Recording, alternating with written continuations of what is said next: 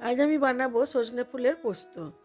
বসন্তকালে সজনে ফুল খাওয়া খুবই ভালো। সজনে ফুল অ্যান্টিঅক্সিডেন্ট ফাইবারযুক্ত রোগ প্রতিরোধকারী একটি সবজি বলা চলে। তাই বসন্তকালে সজনে ফুল খাওয়াটা গুরুত্বপূর্ণ বলা যায়। সেই জন্য এই সময় সজনে ফুলটা অবশ্যই খাওয়া দরকার, শরীরের জন্য উপকারী। চলুন কিভাবে করছি দেখালাম। প্রথমে তেলের মধ্যে একটু কালো জিরে ফোড়ন দিয়ে পেঁয়াজটা ভেজে নিয়ে আমি সাদা তিলটা একটু ভেজে নিয়েছিলাম। তারপরে ওটা পোস্তর সাথে কাঁচা লঙ্কা দিয়ে বেটে নিয়েছিলাম, সেই মশলাটা দিয়ে দিলাম। দিয়ে এটাকে নুন ও চিনি স্বাদ মতো দিয়ে ভালো করে কষিয়ে নিলাম।